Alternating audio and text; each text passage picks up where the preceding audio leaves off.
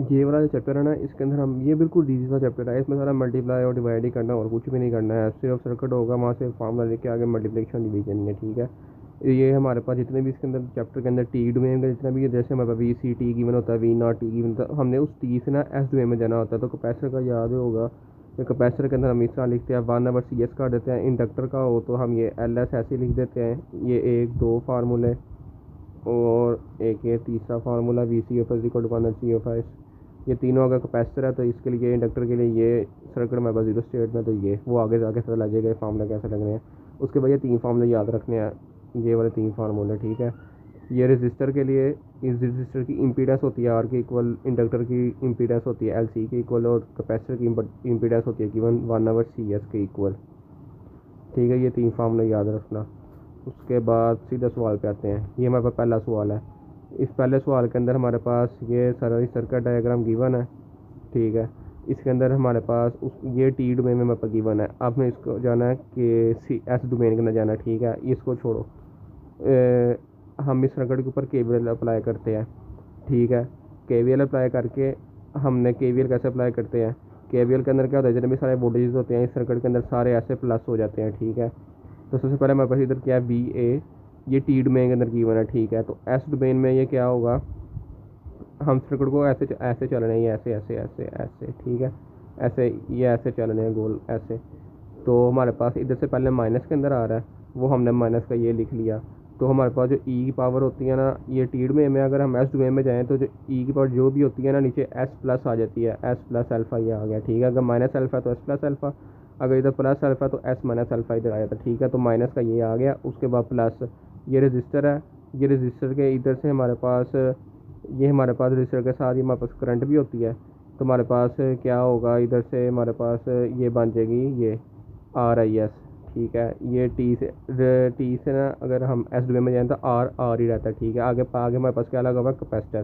Capacitor का T से S domain में जाएँ तो वो क्या हो जाता है, 1/CS हो जाता है, ठीक है। उसके साथ आई एस आ जाएगा, यानी कि करंट हमारे पास जो करंट है वो सारी अंदर ऐसे फ्लो कर रही है, वो वाली करंट के साथ आ रही है आई एस। उसके बाद हमारे पास जो वी सी टी है, वी सी टी हमारे पास किसके गिवन है, वो मतलब गिवन है वी नॉट के इक्वल।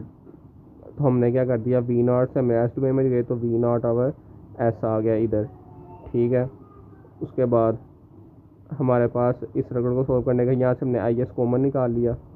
हमारे पास जब भी रजिस्टर और कैपेसिटर इसके साथ हमने वो लगानी है करंट, ठीक है। वोल्टेज के साथ हमारे पास करंट नहीं आएगी। तो हमारे पास इन दोनों में से आई एस कॉमन निकाल लिया, तो हमारे पास ये एक इक्वेशन बन गई। और आई एस ये हमने इसको इक्वेशन 1 का नाम दे दिया। उसके बाद हमारे पास ये एक आई एस की इक्वेशन बन गई। ये मल्टीप्लाई हो रहा था आई एस के साथ, ये आई एस के साथ मल्टीप्लाई हो रहा था, ये जाके इनके साथ क्या हो जाएगा, डिवाइड हो जाएगा। तो हमारे पास ये इक्वेशन बन जाएगी। ये दोनों इक्वेशन बन गई। अब ये आई एस, ये दोनों इक्वेशन बन गई। यहाँ पे हमने आई एस की वैल्यू पुट कर दी, 1/R V/CS और आई एस, एक मिनट ज़रा, ठीक है। ये हमने बाद दो इक्वेशंस ये ली, इन दो इक्वेशंस को हमने आपस में इक्वल रख दिया। मतलब कि इसको इस तरह इक्वेशन इक्वल रखा, यानी कि जो हमारे पास ये वाली इक्वेशन थी ना, ये वाला हिस्सा ये लिखा। उसके बाद हमारे पास क्या था, वी नॉट आवर ये हिस्सा ये इधर आ गया इज इक्वल टू ये, यानी कि दो इज इक्वल आपस में इक्वल हो गए। ये हमारे पास इक्वल था i s multiply by r plus 1/CS, यानी कि मल्टीप्लाई हो रहा था, इधर जाके इसने डिवाइड होना नीचे। तो ये डिवाइड नहीं होगा, इधर जाके ऐसे मल्टीप्लाई का हो गया, यानी कि दोनों आई एस हमने आपस में लिखा है। यहाँ से आप ऐसे भी कर सकते हो कि ये जो मल्टीप्लाई हो रहा है यहाँ पे जाकर सिंपल डिवाइड कर दो और दोनों आई एस हो जाएंगे इन दोनों इक्वेशंस के अंदर। तो दोनों आई एस को आपस में इक्वल डाल दो, तो ये जो आर प्लस 1/CS यहाँ पर नीचे डिवाइड हो रहा होगा, इधर जाकर ऐसे मल्टीप्लाई हो जाएगा। तो ये मतलब ये वाली इक्वेशन बन जाएगी, ठीक है। उसके बाद ये सारी आगे ना मल्टीप्लिकेशन हुई, आपको ऐसे समझ लग जाएगी और उसमें कुछ भी नहीं हुआ हुआ, ये सारी आगे मल्टीप्लिकेशन हुई है।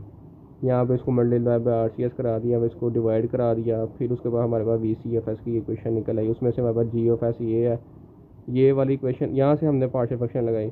तो पार्शियल फ्रैक्शन हमारे पास बताइए, यानी कि नीचे ए भी दो आ जाती हैं, तो हमारे पास सिंपल पार्शियल फ्रैक्शन ये आ गई। उसके बाद ये इक्वेशन लिखनी ज़रूरी भी नहीं है, यहाँ तक आके आपका आ गया ना, बस ठीक है। क्योंकि इसने सवाल में ऊपर पूछा हुआ है वी सी टी ऑफ निकालना, टी डोमेन में सुनिए हमने एस डोमेन में वी सी ऑफ निकाल दिया। यहाँ तक आपको पता लग समझ लग गया ना, तो आगे सारी मल्टीप्लिकेशन डिवाइड करना और कुछ भी नहीं। ये आगे ऊपर सिंपल सी सर्किट से देकर हमने इक्वेशन बनाई, इक्वेशन हमने आई एस निकाला, आई एस की दो इक्वेशन बन गई, उन दोनों को आपस में इक्वल रख के आगे सारी मल्टीप्लिकेशन की हुई है और कुछ भी नहीं किया हुआ। उसके बाद दूसरा सर्किट ये है, दूसरे सर्किट के अंदर हमारे पास क्या गिवन है, नहीं ये दूसरा सर्किट नहीं है, ठीक हो गया, ये करना है। ये सवाल ही ऊपर इसका नहीं है, ये सवाल आगे से यहाँ से कंटिन्यू हो रहा है। यहाँ पे दो इक्वेशन ये थी, ये पार्शियल फ्रैक्शन हो रही थी ये, क्योंकि आपस में इक्वल नहीं थी। यहाँ पे नीचे एक आनी चाहिए जैसे ये आई हुई है, तो इसको हमने इक्वेशन 1 की इक्वलेट कर लिया जी ऑफ एस के। फिर जी ऑफ एस हमने K1 K2 ले लिया, यानी कि यहाँ पे कॉन्स्टेंट्स हम ए और बी भी ले सकते हैं। जैसे हम पार्शियल फ्रैक्शन में थे K1 K2 लिया, उसके बाद हमने K1 को इज इक्वल रख दिया, K1 का नीचे क्या था एस प्लस अल्फ़ा लिख दिया, उसको मल्टीप्लाई कर दिया जी ऑफ एस से, यानी कि जी ऑफ एस की मतलब ये वाली इक्वेशन है, ये वाली।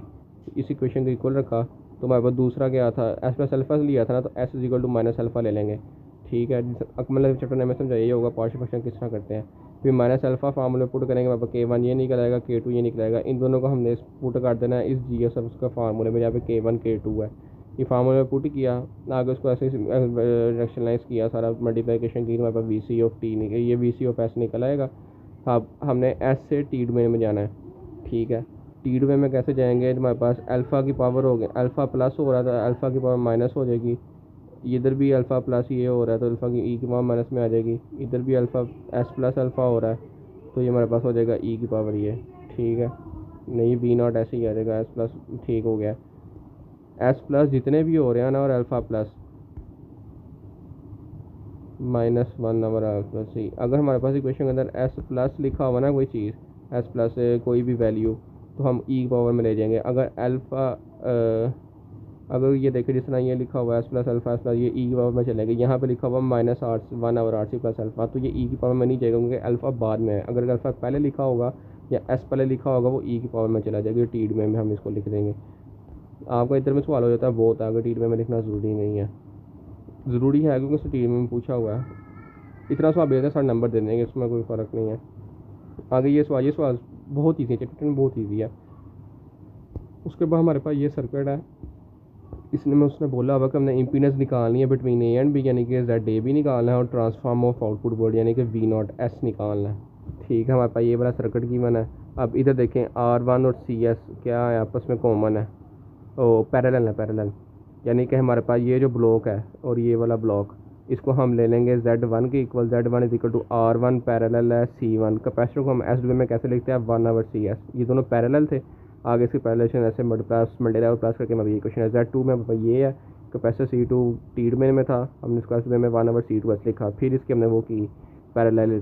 अब हम यहाँ सर्किट में देखेंगे दोनों प्लस हो रहे हैं, दोनों को प्लस कर दिया, यानी कि circuit between a and b. हमारे पास Z1 प्लस Z2 हो जाएगा, दोनों की इम्पीडेंस को प्लस कर देंगे तो हमारे पास आ गया ये सारा डिवीजन मल्टीप्लिकेशन हो गई, ये इक्वेशन बन रही है। उसके बाद ये हमारे पास ये वाली इक्वेशन आ जाएगी, ये सारा मल्टीप्लिकेशन हुई है, आप खुद भी करेंगे तो खुद वो हो जाएगा, इसमें कोई मसला नहीं है। उसके बाद बी नॉट एस निकालना है, जेड ए भी हमने निकाल लिया, बी नॉट एस निकालना है। बी नॉट एस के लिए हमारे बी नॉट यहाँ पे था, बी नॉट ये है, ये टी डोमेन में हमने एस डोमेन में लिख के हमने यहाँ पे वी डी आर अप्लाई किया। वी डी आर क्या था, जो इसके क्रॉस है मल्टीप्लाई, बाकी जितने भी रजिस्टर है सारे प्लस कर देंगे। यहाँ पे इम्पीडेंस हम लिखेंगे, इधर क्या थी Z2 है और Z1 प्लस Z2 आ जाएगी, और मल्टीप्लाई वी सी ऑफ यानी कि इनपुट वोल्टेज, हमारे पास ये इक्वेशन बन जाएगी। फिर इस इक्वेशन के अंदर हम सारी Z1 Z2 की वैल्यूज पुट कर देंगे, वी सी एफ के साथ मल्टीप्लाई करके सारी मल्टीप्लिकेशन डिवीजन होकर हमारे पास ये इक्वेशन बनी हुई है। ये सारा मल्टीप्लिकेशन है, इसमें कुछ समझाने वाला नहीं है, सारा कुछ आप हाथ से निकालोगे ना, मल्टीप्लिकेशन डिवीजन करोगे, सारा कुछ वो हुआ हुआ है और कुछ भी नहीं हुआ हुआ। उसके बाद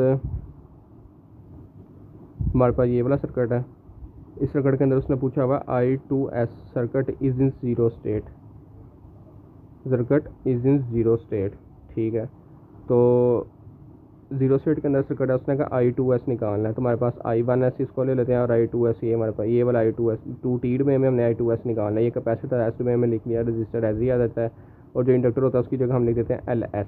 ठीक है, यानी कि हमारे पहले इंपीडेंस आ गई LS, Z2 क्या आ गई हमारे पास R प्लस 1/CS, वो जैसे डायग्राम में मैंने बनाया हुआ है Z2 R प्लस, यानी कि दोनों सीरीज के अंदर प्लस हो जाएगी। यहाँ पे हम CDR अप्लाई करेंगे, CDR में क्या रहता है, यानी कि जो उसके क्रॉस होती है वो नहीं आएगी, उसकी पढ़ली साइड वाली आएगी, यानी कि Z1 और Z plus multiply by I1S I2S का फार्मूला CDR। करंट जब भी हम फाइंड करने हैं, करंट पे हम CDR अप्लाई करते हैं, वोल्टेज पे हम VDR अप्लाई करते हैं। CDR अप्लाई करके हमारे पास ये इक्वेशन आ गई, इस इक्वेशन को सारा आगे सोल्व किया, मल्टीप्लिकेशन की हुई है, कुछ भी नहीं किया, I2S की हमारे पास ये इक्वेशन बन गई। ठीक है, अब उसने क्या कहा, रजिस्टर की वैल्यू उसने दी हुई है, उसने कहा LC फाइंड करो, और उसने कहा I2S has two identical poles as -5000 radian per second. तो हम ये नीचे वाली इक्वेशन ले लेंगे। नीचे वाली इक्वेशन पे हम वो अप्लाई करेंगे क्वाड्रेटिक फार्मूला, उसके अंदर हम वैल्यूज़ फाइंड करके एस उसने हमें क्या दिया हुआ है -5000 रेडियंस पर सेकेंड, तो इसको हम एस की जो निकली इसको -5000 के इक्वल रखा, वहाँ से हमारे पास एल की वैल्यू आ गई। और इस एल की वैल्यू को हमने ये दरमियान वाली जो वैल्यू है फार्मूला है इसके अंदर पुट करके हमारे पास कैपेसिटर की वैल्यू आ जाएगी। ठीक हो गया। उसके बाद जी ये सर्किट्स हैं, ये वाला सर्किट है, उसने कहा फाइंड आउट नेटवर्क फंक्शन में relative which relates V2S and I/S। V2S और I/S ये हमने फाइंड करना है। I2S के लिए I2S हमारे पास यहाँ पे होगा, V2S यहाँ पे है तो हमारे पास I2S इस अक्रॉस ही होगा। तो इसके बाद हमने करंट थी, करंट पे हमने CDR अप्लाई किया, वो क्या थी इसके क्रॉस जो है वो नहीं करनी, ये वाली आ जाएगी रेजिस्टेंस, यानी कि R/+LS+1/C है, यानी कि सारा कुछ S डोमेन में मौका गिवन हमने लिख लिया, मल्टीप्लाई बाय I1/S। उसके बाद CS नीचे डिवाइड हो रहा था, ऊपर मल्टीप्लाई हो गया ये सारा जाके, ये CS नीचे डिवाइड हो रहा था, ये LCM हो गया, CS नीचे डिवाइड हो रहा है, ये LCM ले लिया, CS ऊपर जाके मल्टीप्लाई हो जाएगा, तो हमारे पास ये इक्वेशन बन जाएगी। फिर हमने ओहम्स लॉ लगाया, ओहम्स लॉ क्या कहता है V2V = I/R, तो IR V2S हमारे पास ये था, यहाँ पे हमने ओहम्स लॉ लगाया तो हमारे पास इसके क्रॉस ये वाला रजिस्टर था 1/CS, वो आ गया, मल्टीप्लाई इसको हमने करंट से मल्टीप्लाई कर दिया जिसके क्रॉस थी I2/S। ठीक है, I2/S की जगह हमने उसका फार्मूला पुट किया, I2S की ये वाली वैल्यू यहाँ पे पुट की, यहाँ से हमारे पास V2S, यहाँ से यह सारा मल्टीप्लिकेशन हो गया, हमारे पास V2/IS ये आ जाएगा। ठीक है, ये सारा कुछ ना मल्टीप्लिकेशन डिवीजन हुई है, इस सर्किट में और कुछ भी नहीं हुआ हुआ। उसके बाद ये वाला फंक्शन है, इसमें वही स्विचिंग स्टेट्स आ गया, उसने कहा IR/S निकालो, यानी कि ये रजिस्टर के क्रॉस ना IR/S, इसके क्रॉस हमने IR/S निकालनी है फॉर टाइम ग्रेटर दैन 0। तो सबसे पहले हम क्या करते थे, टी को हमने पहले 0 के लिए ट्विल करना है, तो हमारे पास जो होगा ना IL0, यानी कि ये वाला करंट IL0 वो IA की इक्वल ही आ जाएगी, तो आगे करंट नहीं जाएगी। VC0 भी 0 की इक्वल आ जाएगा। अगर हम T ग्रेटर दैन 0 करेंगे तो हमारे पास क्या हो जाता है, ये बंद हो जाता है और इंडक्टर ख़त्म हो जाता है। तो इंडक्टर ख़त्म हो गया तो हमारे पास ये वाला सर्किट बन गया, तो हमने इसको S डोमेन में लिखा, हमने इसको फिर एस डोमेन के अंदर लिखा, फिर इस पर CDR अप्लाई कर दिया। CDR अप्लाई करके हमारे पास जो IR/S था, ये वाला IR/S ये हमारे पास बन गया 1/CS, और जितने भी रेजिस्टेंस सारों को प्लस किया मल्टीप्लाई बाय IA/S। ठीक है जी, फिर आगे मल्टीप्लिकेशन डिवीजन की हुई है। तो उसके बाद एंड पे आगे हमारे पास ये देखें, यहाँ पे पार्शियल फ्रैक्शन होगी, पार्शियल फ्रैक्शन कर दी तो हमारे पास वहाँ से K1 और K2 निकल आएगा, उसको फॉर्मूला पुट करके हमारे पास ये इक्वेशन बन जाएगी। उसके बाद ये अगला वाला है, ये अगला वाला भी आपसे हो जाएगा। ये अगला वाला भी जैसे ऊपर वाला कराया ना वैसे ही एज इट इज़ है, इसमें और कोई भी नहीं जैसे पहले करवाए हैं। और उससे अगला वाला ये भी आपको समझ लग जाएगी, यहाँ पे तो सिंपल VDR अप्लाई किया, फिर ZT निकाला है, फिर Newton for Norton by using Ohm's law. ये सवाल है find Thevenin equivalent and Norton equivalent as interference. हाँ, थेवेनिन वाला तो आप इजीली निकाल लेंगे, उसके बाद नॉर्टन वाला भी, हाँ ठीक है, हाँ ठीक है, नॉर्टन भी आपसे निकल आएगा, जो उसने अकमल ने आपको समझाया होगा। अगर आपको नहीं पता है तो मुझसे पूछ लीजिएगा, मैं आपको बता दूंगा। सिंपल आप जैसे डायग्राम है ना, वहाँ से सर्किट देख लेना कि नॉर्टन के लिए कैसे सर्किट बन गया, और थेवेनिन का तो एज इट इज़ ये सारा कुछ किया हुआ ना, वो तो सिंपल था। नॉर्टन के लिए आप देखना सर्किट क्या बना हुआ है, सर्किट सारी ये वैल्यूज निकाली हुई है, सारा कुछ काम है सर्किट समझने का, सर्किट किस तरह का गिवन है। जिस आपको सर्किट समझ लग गई तो सर्किट से लिखना आ गया, आगे सारा कुछ मल्टीप्लिकेशन डिवीजन नहीं होती है और कुछ भी नहीं होता। जैसे अभी आगे वाला सर्किट है, उसने कहा find out zero state response है, जीरो इनपुट रिस्पॉन्स, तो यहाँ पे हम इस सर्किट के ऊपर नोडल एनालिसिस अप्लाई करेंगे। तो नोडल एनालिसिस आपको पता ही है किस तरह अप्लाई करने, समझा होगा आपने नोडल एनालिसिस। तो इस सर्किट के हमारे पास ऊपर सिंपल नोडल एनालिसिस अप्लाई किया हुआ है। हमारे पास ये वाली इनपुट VAS है, ये वाली दोनों इनपुट्स मतलब VBS है, तो KCL अप्लाई करना ही आता ही होगा सारा नोडल एनालिसिस। ये सारा नोडल एनालिसिस यहाँ पे परफॉर्म किया, ये वाला सवाल आएगा आपको, हाँ ये गारंटीड आएगा नोडल एनालिसिस वाला, ये समझा देता हूँ। ये भी हमें पेपर में हमें ये लाया था, ये देखें हमारे पास ये हम इस तरह करेंगे कि हमारे पास ये सर्किट गिवन है, एक मिनट, हमारे पास ये वाला सर्किट गिवन है जिसको हम लेके जाएंगे एस डोमेन के अंदर, यानी कि आई आर एस हमारे पास क्या बन जाएगा, I S of S current बन जाएगी, आर एस आ जाएगा, इंडक्टर एल एस बन जाएगा, कैपेसिटर हमारे पास 1 सी एस बन जाएगा। अच्छा, उसके बाद sun in s domain for node voltage, हम इसको किसी भी मेथड से कर सकते हैं। हमने इसको नोडल एनालिसिस में किया, तो नोडल एनालिसिस में क्या करते हैं, जो इंडक्टर होता है उसके साथ हम ये वाली प्रॉपर्टीज़ लगाते हैं, और जो कैपेसिटर होता है उसके पास उसके साथ ये वाली प्रॉपर्टीज़ लगाते हैं, याद रखिएगा। इंडक्टर की हमने ये प्रायोरिटी लगाई और कैपेसिटर की वाली प्रायोरिटी लगाई। उसके बाद इस पर हमने इस सर्किट के ऊपर वो अप्लाई कर दिया नोडल एनालिसिस।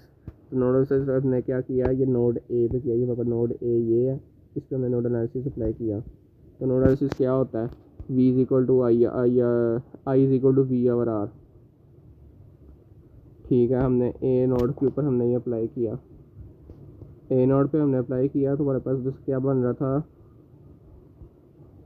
ये बन रहा था एल एस के क्रॉस हमारे पास करंट क्या बन रही है, i L not our s, वो आ गई। उसके बाद हमारे पास करंट क्या आ गई, ये वाली करंट ऊपर जा रही है, यानी कि एंटर हो रही है। जब करंट एंटर हो रही है वो होती है माइनस के अंदर, माइनस आई एफ एस आ गई, और ये हमारे पास ये करंट आ गई इस इंडक्टर की, ये आई एल एफ एस। ठीक है, उसके बाद हमारे पास क्या आ गई, वी ए और आर, ये हमारे पास वी ए ये था और आर ये था, हमने इसको लेट किया, वी ए और आर ये आ गई। उसके बाद वी बी के क्रॉस, वी बी के क्रॉस क्या आ जाएगी, plus v a minus v b और एल एस, यानी कि ये वाला एल एस,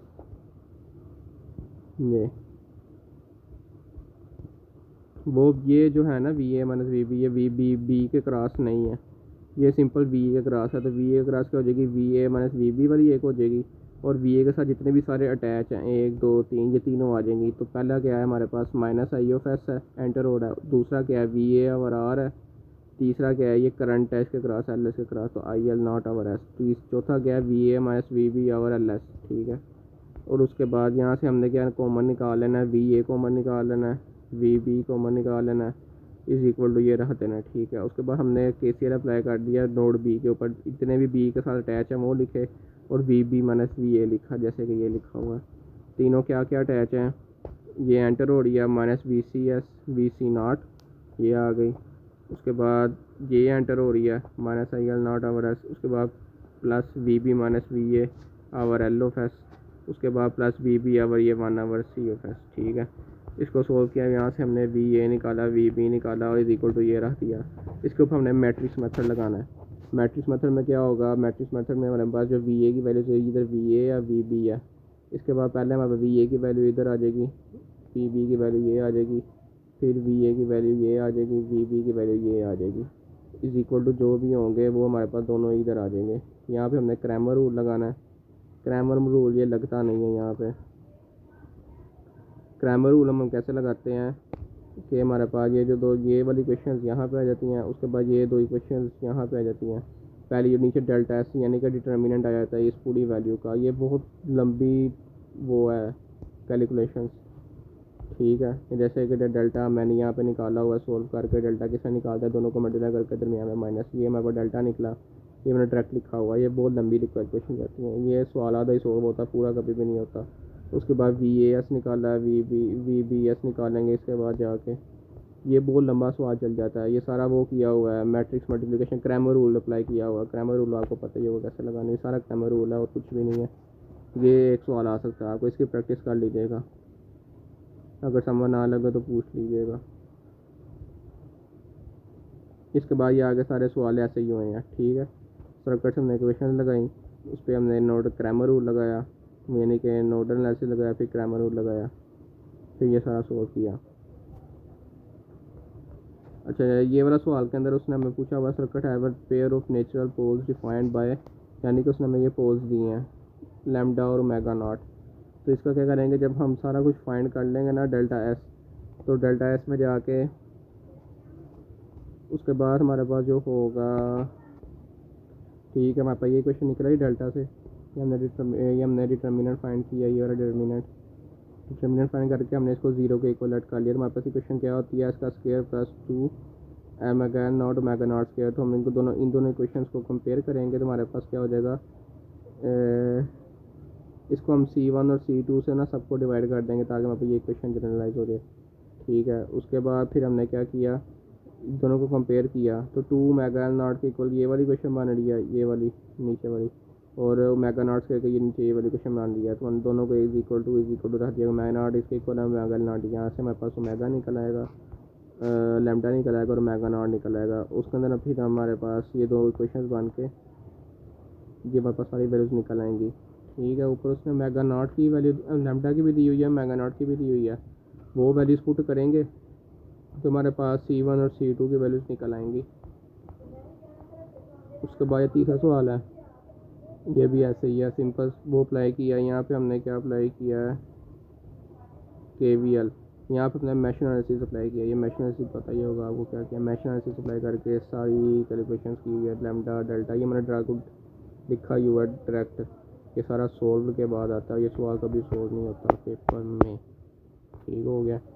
अगर कुछ बता लगे तो पूछ लीजिएगा, ये सिंपल सही है, कोई मुश्किल चैप्टर नहीं है, इसमें सिंपल मल्टीप्लिकेशन और डिवीजन ही है और कुछ भी नहीं है, ठीक है।